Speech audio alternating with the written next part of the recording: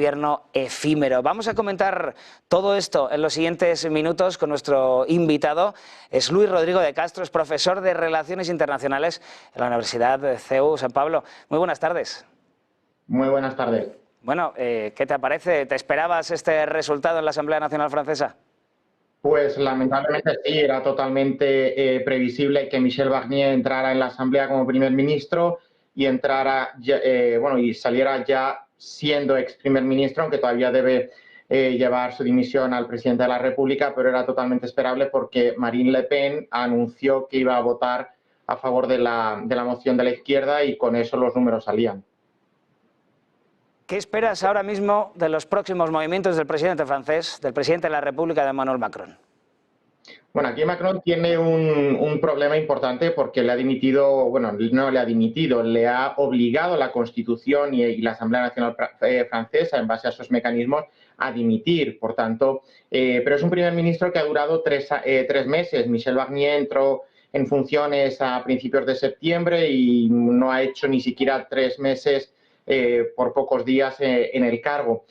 Por tanto, es una situación muy compleja, porque además, acorde a la Constitución francesa, la Asamblea Nacional no puede ser disuelta hasta finales de junio del año que viene. Por tanto, no cabe que Macron vuelva a activar ese botón de convocatoria electoral, y es una Asamblea Nacional que tiene una mayoría muy considerable del partido de la izquierda, de Mélenchon, que no es una mayoría absoluta, por tanto tampoco tienen capacidad para mantener y formar un gobierno. El partido de Macron exactamente lo mismo, y los republicanos, que era el partido al que pertenecía el ya ex primer ministro Barnier, pues tienen apenas una cincuentena de 577 diputados. Por tanto, es un escenario muy complejo.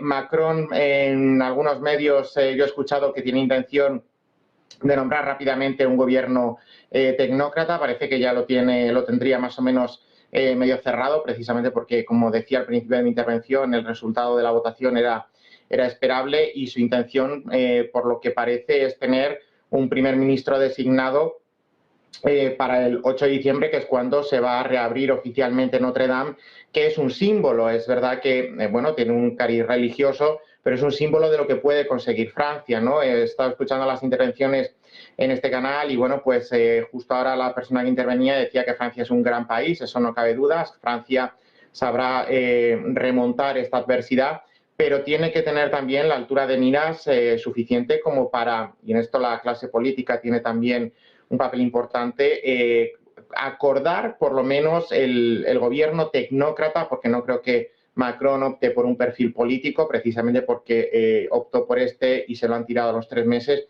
Será una figura probablemente con cierto peso social, bien considerada, y que pueda ser más o menos aceptada por lo menos por el Partido Socialista, que está dentro del grupo de la izquierda de Mélenchon, pero puede ser más tendente a llegar a ciertos acuerdos con el partido de Macron, con los republicanos, y el partido de Marine Le Pen estará ahí haciendo de las suyas, y en cuanto pueda pues se cobrará la venganza. Por lo menos este es el escenario con el que tienen que tirar y aguantar hasta mediados de junio. Macron ha dicho que no va a dimitir. Yo creo que eso también podría suponer una grave crisis, no solo porque es un extremo que desde, por ejemplo, la dimisión de Charles de Gaulle no se da. Es una situación que en 50 años no ha pasado nunca. Habría que remontarse un poco más atrás, y eso sumiría a Francia en la incertidumbre, en el descrédito de la clase política, no del país. Y además Marine Le Pen está en una posición de fortaleza respecto al resto de figuras que pudieran hacerle frente. Macron no puede volver a presentarse, por tanto habría que formar, es lo que quería haber hecho con Gabriel Attal, el primer ministro anterior a Barnier, pero no hay un candidato con la fuerza suficiente como para imponerse a Marine Le Pen. Por tanto, eso sería abrir las puertas del Elíseo de par en par a la candidata de extrema derecha, y hasta 2027 podemos tener un poco de tiempo, 2 años y medio, está más o menos Macron en la mitad de su segundo mandato, pero por no extenderme más, bueno, pues en esos 2 años y medio podemos intentar voltear la situación, brear un candidato con potencia de ganar a Marine Le Pen en la segunda vuelta. Marine Le Pen pasará a la segunda vuelta con total seguridad, incluso ganará la primera, pero de lo que se trata es de formar un candidato con suficiente tirón como para evitar que Marine Le Pen llegue al Elíseo en 2027. Ahora te preguntaré qué esperas de ese gobierno tecnócrata con una asamblea tan separada al final y con un poder pues tan disgregado entre grupos políticos. Pero antes, si te parece, vamos a ver el momento justo en el que han informado en la Asamblea Nacional, en el que han informado de que Michel Barnier, bueno, las mociones de censura en contra de Michel Barnier han salido adelante. Vamos a verlo.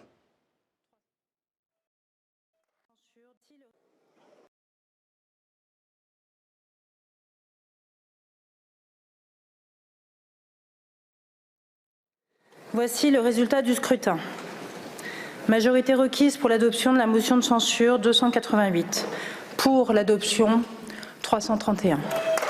La majorité requise étant atteinte, la première motion de censure est adoptée. Il n'y a pas lieu de mettre aux voix la seconde motion.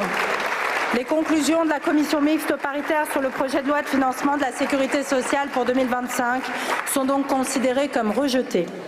En raison de l'adoption de la motion de censure et conformément à l'article 50 de la Constitution, le Premier ministre doit remettre au Président de la République la démission du gouvernement.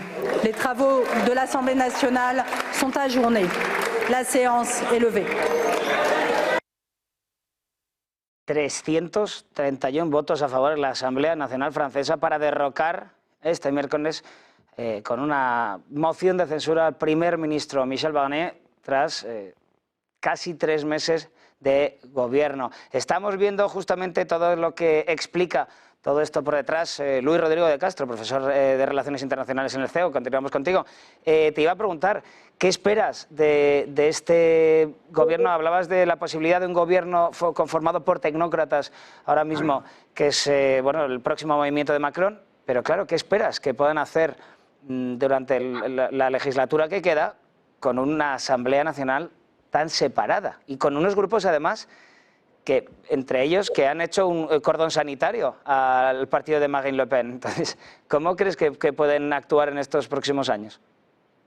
Pues respondiendo de manera breve y llana a tu pregunta, lo que el primer ministro que entre, tal y como está la cosa, deberá hacer es mantener el sillón caliente, la administración activa, hasta que el presidente de la República pueda tener la oportunidad de convocar elecciones, porque, como decías tú, hay muchos vetos cruzados, grupos antagonistas. Macron ha intentado construir un gobierno, el gobierno Barnier, en torno al centro, con su propio partido, pero también con los republicanos, que es el partido del expresidente Sarkozy, en torno al centro-derecha.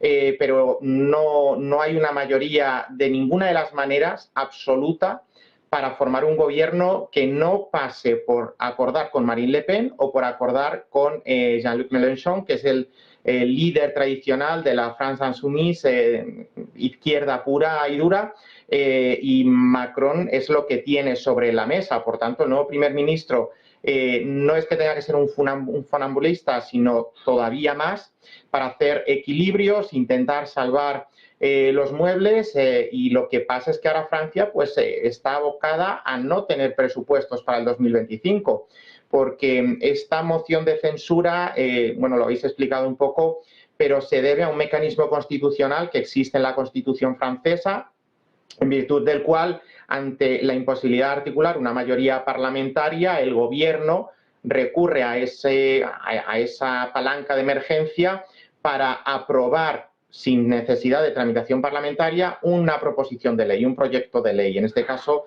los presupuestos de la Seguridad Social, pero a cambio abre la puerta de manera automática que haya una moción de censura que sea capaz de derrocar al gobierno.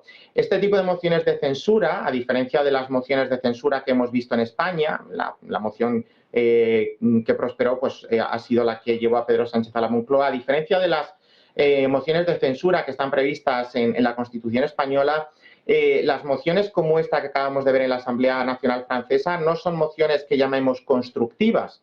Es decir, sirven para tumbar al gobierno, pero no para sustituirlo por otro. Por tanto, este rol lo ejerce el presidente de la República. En nuestro caso, pues lo vimos, incluso la entonces presidenta del Congreso, Ana Pastor, se dirigió a Rajoy para decirle muchas gracias, señor presidente, enhorabuena, señor presidente, a Pedro Sánchez, porque en el momento en el que se censura un gobierno, automáticamente se entiende que se otorga la confianza a la propuesta del candidato que lidera la moción de censura, ¿no? Por tanto, este instrumento de mociones de censura que podemos llamar destructivas tiene esa otra consecuencia. Lo más probable es que el presidente de la República pida a Barnier que siga, al menos en funciones, hasta que haya otro primer ministro, que yo creo que será algo muchísimo más breve, precisamente por esto que comentábamos de que el día 8 de diciembre él quiere llegar a Notre Dame, ese símbolo de la reconstrucción del país y del esfuerzo de Francia por preservar esa parte de la identidad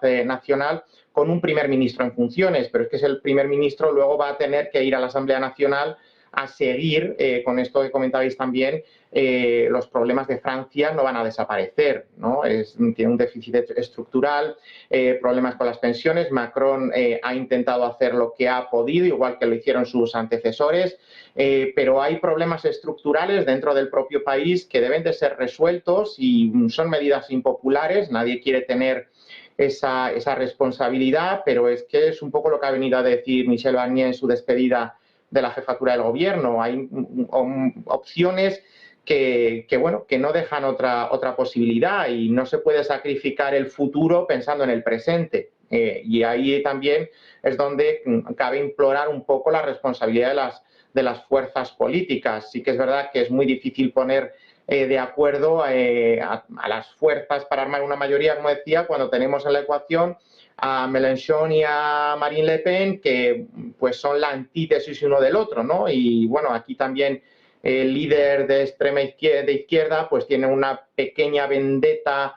o resquemor personal con Marine Le Pen, porque Marine Le Pen fue elegida diputada precisamente por la circunscripción en la que él se había presentado, ¿no? Y era una circunscripción en Ennis-Beaumont, al norte de Francia, que tradicionalmente, y esto es simbólico, pero explica también ese éxito del partido de Marine Le Pen, esta circunscripción era una circunscripción tradicionalmente de izquierdas que ha virado a la extrema derecha, ¿no? El discurso, al final los extremos se acaban tocando porque el eje ideológico no es lineal, sino que es más bien circular, y por tanto ha habido un trasvase desde la izquierda, extrema izquierda o la izquierda obrera hacia la extrema derecha, con esos reclamos también que Marine Le Pen ha sabido jugar muchísimo mejor que su padre y por eso está cosechando el éxito que está teniendo electoralmente hablando y por lo visto también en las encuestas, tal y como vaticinan las del 27. Con el comportamiento electoral que está teniendo Marine Le Pen, con el que tuvo su padre y ahora mismo, además segunda fuerza política, lo fue en la primera fuerza política en la primera votación. Hasta aquí esta pequeña entrevista, discúlpame que nos hemos quedado sin tiempo, estaba pareciendo muy interesante. Luis de Castro, profesor de Relaciones Internacionales en el CEU, muchísimas gracias. A vosotros, buena tarde.